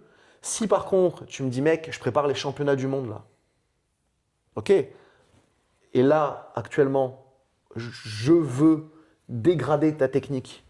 Je veux que tu en sois à un tel point où tu dois trouver des nouvelles solutions quand ta technique est dégradée, quand ça brûle, quand c'est dur. Ben, on surcharge. Ouais. Et on apprend à ton système de manière un peu costaud. J'aime bien l'image de la théorie des jeux avec, tu sais, je punis, je pardonne, et je remets un truc. Bon, bah si à un moment, il faut te pousser, je te pousse, mais je suis à l'endroit où je dois être. Et c'est ça que les gens ne comprennent pas. Ils disent il est en surentraînement. Mais peut-être qu'il est censé être un peu là. Ouais, bien sûr. Oui, parce que les gens ont peur du surentraînement. Oui, mais bon, à ce moment, les gens qui ont peur du surentraînement, c'est les gens qui n'ont pas beaucoup bossé parfois dans leur vie. Parce que Ouais. c'est comme avoir peur de travailler trop, quoi. Ouais, bien sûr. Oui, bah ça arrive. Hein. Mais du coup, parce que nous, on sait par exemple d'un point de vue physio-kiné, le sous-entraînement augmente le risque de blessure quasiment autant que le surentraînement. Comment tu définis la bonne plage? Qu'est-ce qui est la bonne plage pour X personnes? Donc en gros, il me faut des marqueurs objectifs, des marqueurs subjectifs. Ok. Je vais avoir la zone de travail, je te prends un exemple. Donc on en revient, volume, intensité, marqueur. Ouais, et puis par exemple, des marqueurs objectifs. Si je te demande, 6 mois après une opération décroisée, je dois en être à peu près où? Tu es capable de me le dire? Mhm. Ok. Bon, bah moi, je vais faire en sorte que mes marqueurs subjectifs, pendant ces 6 mois, on les fasse matcher pour baisser la douleur, pour être capable de changer ma perception du temps, ma perception de la capacité de travail, ma capacité cognitive. On va les faire matcher ensemble à un moment. Ok. Ouais, ça me va. On va partir maintenant. Tu as un athlète qui progresse en squat, en gainage, un peu partout. Et il ne progresse pas dans son sport. Qu'est-ce que tu checkes? Donc, en gros, c'est une question sur le transfert. Bah, pourquoi, d'après toi, on va dire quel marqueur tu vas peut-être potentiellement identifier parce que tout au niveau euh, préparation physique monte et pourtant il ne progresse pas dans son sport. Bah déjà, il y a un marqueur qui me vient en tête. Il y a deux marqueurs qui me viennent en tête. Plaisir, confiance. Ouais. Ça, c'est des choses importantes pour toi? Bah oui. Ouais. Bah oui. Ok. Tu dois aller au boulot tous les jours et bosser. Regarde, prends en tant que kiné. Tu dois tous les jours bosser et performer devant des gens sans une confiance dans ce que tu racontes et absolument sans plaisir. Tu vois, alors, sans plaisir, on sait, hein, on est des gros bosseurs tous les deux, il y a des périodes où il y a moins de plaisir. Mais sans confiance et sans plaisir, c'est un burn-out. Et du coup, tu as quoi en termes de solution derrière? Si tu identifies ces marqueurs-là. C'est exactement ce que je te disais tout à l'heure, quand on parlait du judo. Il faut que j'utilise des contraintes qui aient un niveau de difficulté plus faible pour me mettre en situation de réussite. Ok. Donc tu repars sur un espèce de reload beaucoup plus bas, mais où le sportif sera en réussite. Oui. Je mets en réussite, je remets en confiance, je réaugmente progressivement la difficulté de la tâche. Je renvoie à l'étude de Kana et collègues, qui est dans Noise, de Kahneman, Siboni, etc. Le principal facteur de réussite à une tâche, c'est la réussite à une tâche précédente. Donc on est d'accord. Période. Un gain physique, un vrai, réel, objectivé, peut être inutile pour la progression. Si je fais pas le lien avec et que j'ai pas l'impression que ça me sert, oui. Ok. Et du coup, comment un gain, une qualité qui a été gagnée, tu peux être sûr qu'elle a été transférée? Il y a un truc qui est hyper intéressant sur ça. Je pense... Alors, j'avais des discussions avec des athlètes sur ça. En gros, l'adaptation d'un athlète est beaucoup plus rapide que ce qu'on pense. C'est-à-dire qu'en fait, un athlète s'adapte et utilise une stimulation. Si c'est un athlète de très haut niveau, il va s'adapter à ta stimulation et il va l'utiliser dans un délai de 2 semaines. C'est-à-dire que si tu quantifies ton travail, tu dis je prends un cycle de force linéaire, d'accord, on monte en charge. Et tu dis à partir de quand ta montée en charge, tu vas voir que ça correspond à des feedbacks des athlètes souvent, d'accord? Il va avoir une montée en charge. À quel moment ta montée en charge, elle correspond à je me sens plus fort sur le X, terrain, tatami, ce que tu veux. Il y a à peu près un délai de 15 jours. En fait, un athlète de très très haut niveau, il va absorber ce que tu lui donnes en 15 jours. Mais ça veut dire aussi quelque chose. Ça veut dire qu'il va l'absorber à un moment où tu es dans ta tête au début de ton cycle d'entraînement. Ouais. C'est-à-dire qu'en fait, tu commences à faire du travail de force, d'endurance. En fait, très vite, son système absorbe ce qu'il est en train de faire et l'utilise. Il n'y a pas besoin de pousser. Tu avais prévu d'utiliser l'échelle d'agilité. Tu as dit, je fais 8 semaines. À la fin, on jongle à une main et on est sur un pied. Et en fait, le gars, tu lui as fait faire gauche-droite, devant, derrière. Ça y est, il a du peps sur le terrain, il l'utilise.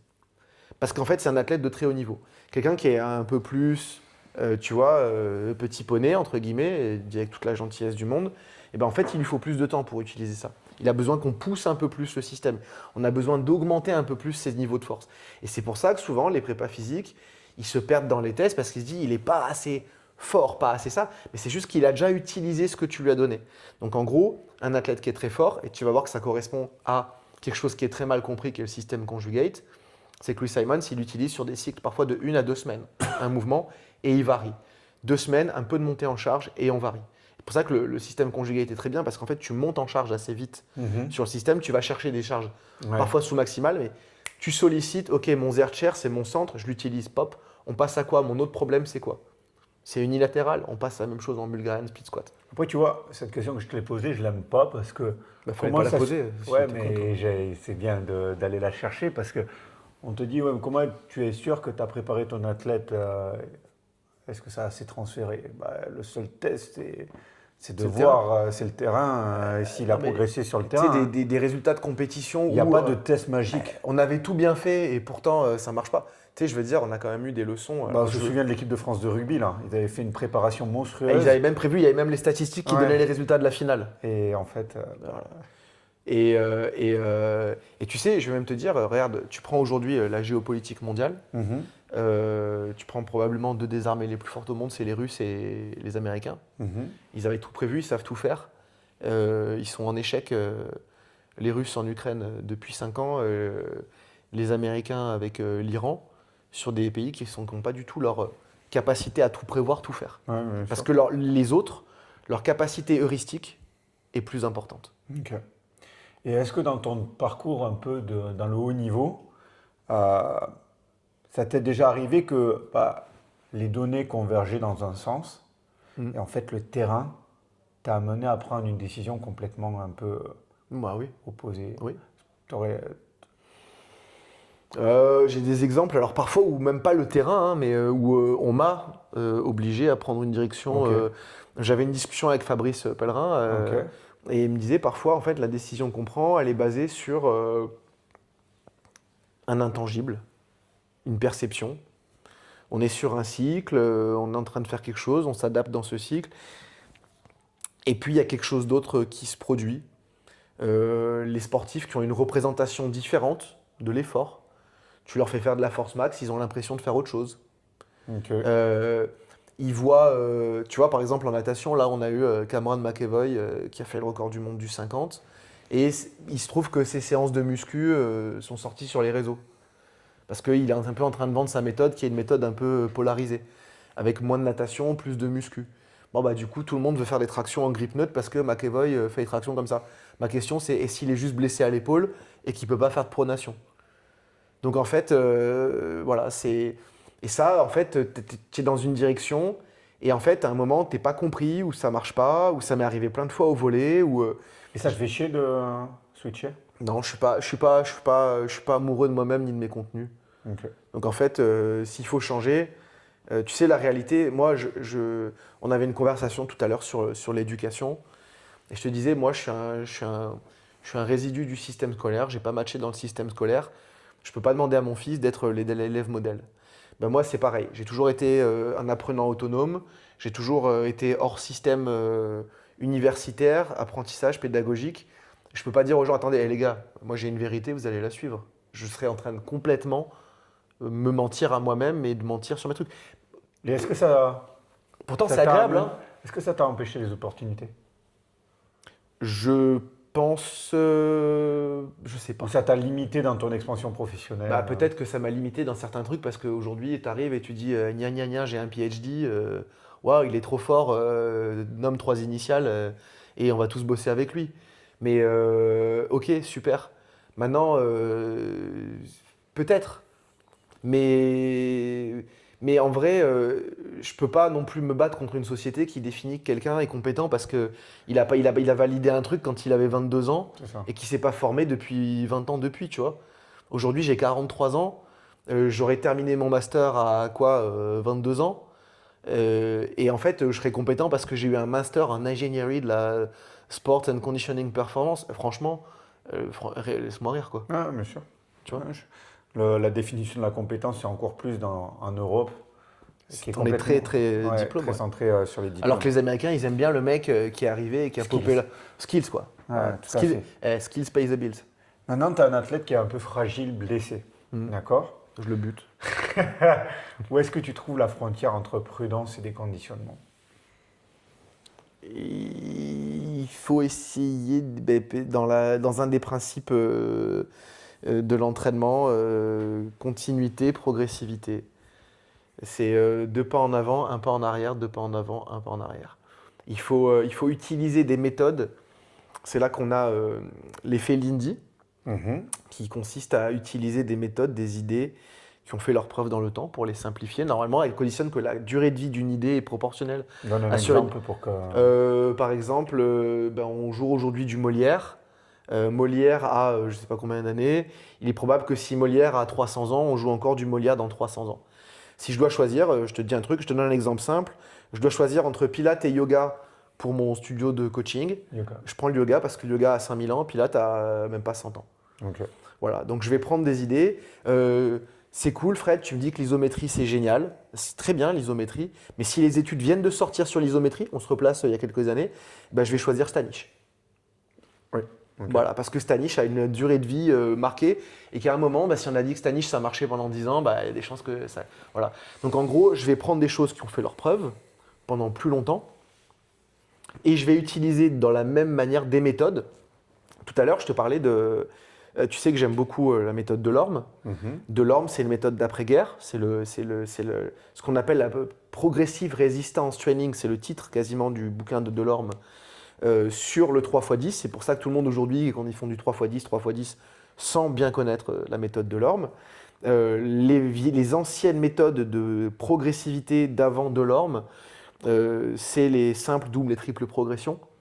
Et les simples, doubles et triples progressions sont des méthodes extrêmement safe de progression qui te permettent de... je fais 5 reps. Avant d'augmenter la charge ou de baisser le temps de récup, je vais faire 6 reps, 7 reps. La progression truc simple, c'est les mecs qui partaient de une série de 5. Quand ils pouvaient faire une série de 12, ils faisaient une série de 12, une série de 5. 5 reps, 6 reps, et ils arrivaient à 2 séries de 12. Quand tu fais ça, c'est moins sexy. Et si tu peux faire le pont, tu sais, dans ton petit truc sexy, sécuritaire, varié, et tu ramènes ton principe vers la... Tu sais, c'est comme marcher dans la rue en sécurité, c'est moins fun que de marcher dans la rue en pensant que le monde entier est un bisounours. Ouais, bien sûr. Et du coup, comment tu passes d'un athlète fragile à robuste puis antifragile? Est-ce qu'il a envie d'être robuste et antifragile? Déjà, de 1. De 2, je vais lui faire des propositions. Et il y a quelque chose qui est important, c'est qu'il faut calibrer correctement les stresseurs, les stress tests, puisqu'en fait, on va enlever l'antifragilité qui est plus conceptuelle, mais on va prendre la robustesse et la résilience. La robustesse, c'est apprendre à ne pas tomber. J'ai suffisamment de solutions pour ne pas tomber. La résilience, je tombe, je me relève. 2 paramètres dans la résilience qui sont la capacité à se relever et la vitesse à laquelle on se relève. Okay. Avec ces 3 paramètres, je détermine ma robustesse et ma résilience. Et ce qui détermine ma robustesse et ma résilience, c'est le stress test. Ok, les gars, on a construit un arbre en haut duquel on peut accrocher un drapeau. Et alors tous les ingénieurs se sont penchés sur le truc, il résiste au vent. Mais bon, ton arbre, avec le drapeau en haut, il n'a jamais pris le vent. Souffle doucement, souffle un peu plus fort, et puis à un moment, il faut qu'il y ait du grand vent qui souffle. Peut-être que quand tu souffles, tu commences, tu fais, il est tombé. Les gars, on repart au labo et on restructure. Donc, si tu n'as pas de stresseur, la compétition pour les athlètes de haut niveau, un exercice un peu plus dur, c'est là qu'on revient à la notion de benchmarking. Si tu n'as pas des benchmarks et que tes benchmarks soient smart, spécifiques, mesurables, atteignables, réalisables, temporellement définis, que tu dois atteindre et que tu dois valider, tu ne peux pas savoir où tu vas. Okay. C'est comme dans le business en fait. Mais du coup, tu vas avoir plutôt une approche corporelle ou plutôt une approche cognitive, psychologique sur la confiance? Biopsychosocial, full. Okay. Full, je peux pas. Croisement. Je peux pas. Dissocier. Ouais, c'est comme, tu vois, quelqu'un qui pense que. Malheureusement, il y a encore peut-être des gens qui pensent comme ça dans le monde. Si quelqu'un il pense que vous n'avez pas la même religion et tu ne peux pas l'aider à progresser parce que tu ne le comprendras pas, tu ne seras pas le bon interlocuteur. Et religion, tu peux mettre religion, croyance, ce que tu veux. Si par exemple, je suis persuadé que tu peux, toi, entraîner un bodybuilder à progresser. D'accord ? Maintenant, si je pense que toi, tu n'es pas un entraîneur de bodybuilding, tu ne peux pas m'aider. Je vais aller vers le mec costaud de la salle et peut-être que le mec costaud, il est moins compétent que toi. Ok. Et du coup, ça nous amène sur cette dernière partie qui, au final, c'est une communication entre kiné et préparateur physique. Comment, toi, tu t'assurerais qu'un athlète qui a été blessé est prêt à rejouer? Et tu sais, alors on parlait de Mathieu tout à l'heure, j'ai souvent les conversations avec lui parce qu'il est prépa physique dans le rugby et il me disait souvent, il y a des décalages, tu vois, il y a un kiné qui va dire à l'athlète qu'il est prêt, l'athlète il n'est pas complètement prêt. En fait, je pense que si tu n'as pas de... Alors si tu as un staff, il faut qu'il y ait l'accord de toutes les parties. Ok. Imagine que le kiné pense que le mec est prêt, le prépa pense que le mec est prêt, le mec pense pas qu'il est prêt. Ah bah là, c'est un red flag. C'est un red flag. Alors, il y a une option. Peut-être qu'on va essayer, alors on n'a pas les remplacements illimités dans le sport. Peut-être qu'il faut qu'on mette l'athlète, le judoka il reprend, ok, il est niveau international, tu sais quoi, tu as l'Open de Meudon-sur-Plage, c'est là où tu vas faire tu vas refaire une compète de niveau... il faut qu'on te remette sur cette situation d'être prêt. Ok. Si j'ai pas, si c'est juste quelqu'un, monsieur, madame, tout le monde qui est en lien avec son kiné, et ben c'est l'alliance entre les deux qui doit faire en sorte que les deux sont prêts. Si le mec pense qu'il est prêt, j'ai eu le truc inverse avec un joueur de volley il y a pas mal d'années. Le kiné, grosse entorse de cheville, le kiné dit il faut pas qu'il reprenne. Le prépa, moi, dit il faut pas qu'il reprenne. Le coach veut reprendre, l'athlète veut reprendre, l'athlète reprend, la cheville tient, le croisé part. Fin de saison. Voilà. Voilà. Et du coup, moi j'ai souvent des questions, par exemple dans la formation sur shoulder, est-ce que tu as des tests un peu magiques qui peuvent dire que l'épaule va tenir? Je dis, le seul vrai test, c'est la reprise terrain, hein. C'est le seul qui va nous dire oui, ça passe pas. Ou non, ça passe pas. Est-ce que toi, il y a des choses qui te viennent à l'idée, des tests un peu magiques, mais au final pourris, que des prépas font, mais qui ne servent pas à grand-chose pour la reprise du terrain? Moi, j'en ai un qui me vient à l'esprit, iso-inertiel. Ouais. Oui, bah j'ai eu. Isocinétique, pardon, Ouais. excuse-moi. Bah, tu vois, j'ai eu la conversation en isocinétique il y a plus de 15 ans maintenant sur une athlète avec un entraîneur, donc c'était dans le triathlon, un gars qui sortait pas de chez lui et de son labo et qui faisait des tests comme ça. Johan pourra en parler aussi puisqu'il s'agit de la même athlète qu'on a suivie. Et moi, je faisais des tests sur le terrain et le mec me disait non, en isocinétique, c'est très bien. Oui, mais bon, c'est à vitesse constante. C'est ça. Voilà. Donc oui, bah, l'isocinétique, Ok. voilà. Oui, t'en as plein des trucs comme ça. Et comment un petit peu... tout à l'heure, tu as parlé de l'approche chaotique. Mhm. Comment tu inaugurerais ça avec ton athlète? Comment tu vas l'amener vers cette approche chaotique? Donc déjà, il faut déterminer ce que c'est le chaos. Vas-y. D'accord? Tu as l'incertitude, la certitude et le chaos, il est au milieu. Le chaos, c'est quand c'est pas complètement clair, mais tu as une direction. Donc, ce qui détermine le chaos, c'est qu'il y a une zone d'attraction quand même. Ah oui, parce que moi j'aime bien la définition d'antifragile de Taleb, parce qu'il y en a qui vont faire du côté antifragile ou chaotique, mais ils font nimp. Ah, voilà. Il Le y a chaos, pas de cadre. il y a une direction quand même. Et dans antifragile, Taleb il dit bien qu'on doit se nourrir du chaos pour pouvoir avancer. Donc il faut ce précepte-là. Oui, il faut du chaos, mais il faut que le chaos. Et Taleb, il dit aussi quelque chose. Il dit small is beautiful, but less antifragile. Donc en fait, il faut du chaos, mais un petit peu de chaos, c'est bien. Beaucoup de chaos, c'est le bordel. C'est ça. Je te donne un exemple. Une petite crise financière, elle te montre si tes finances elles sont bonnes. Une grosse crise financière, elle te met sur la paille. Donc c'est la même chose. Donc le chaos, il doit être organisé avec une zone d'attraction. La seule différence, c'est que quand tu fais du chaos, alors le chaos, mais on peut le donner. Je te donne un exemple simple, d'accord?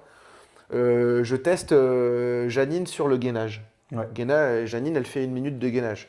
Donc comme je suis le coach en salle, je dis Janine, quand même 1 minute le gainage, c'est faible.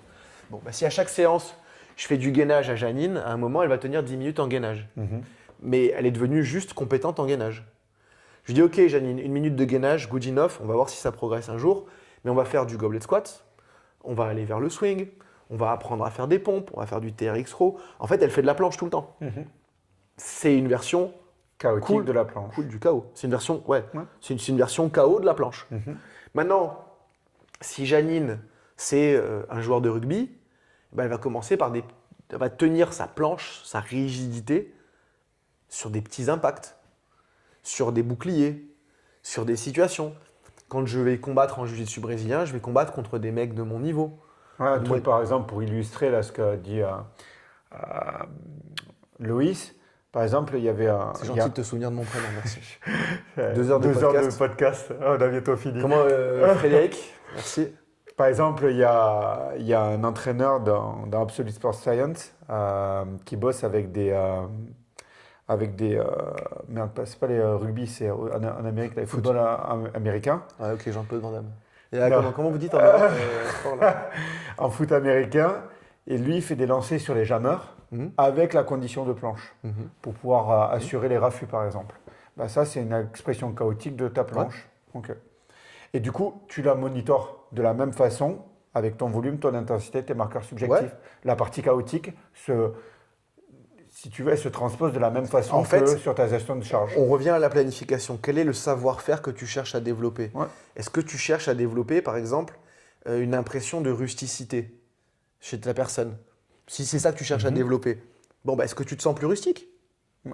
Ok. Bah, si tu te sens un moment rustique, je dirais à un moment, tu rentres sur le terrain, t'es King Kong, Ouais. il y a des chances que les autres, ils le sentent passer. Ouais, bien sûr. Tu vois? Alors, encore une fois, si t'es King Kong, mais que tu ressembles à Pinocchio, ça va être un moment compliqué. Mais si on l'a vraiment construit, King Kong, Oui. ou King Kongette, Ouais. tu vois? Bah, voilà. Ouais, bien sûr.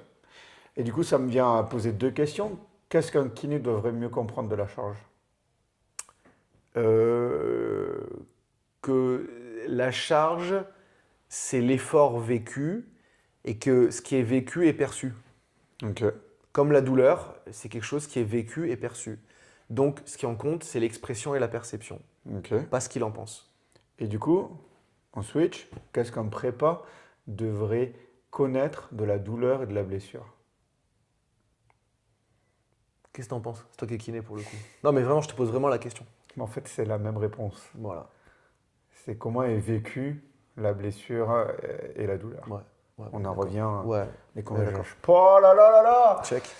Alors, il est un peu solide quand même. Ouais. On va finir par tout simplement par quelques petites questions un petit peu rapides. Vas-y. D'accord, sur les questions. Non. 5 questions. Allez, 5 questions rapides. D'accord. On répond en 30 secondes. Une idée que tu défendais il y a 10 ans et qui te ferait grimacer aujourd'hui.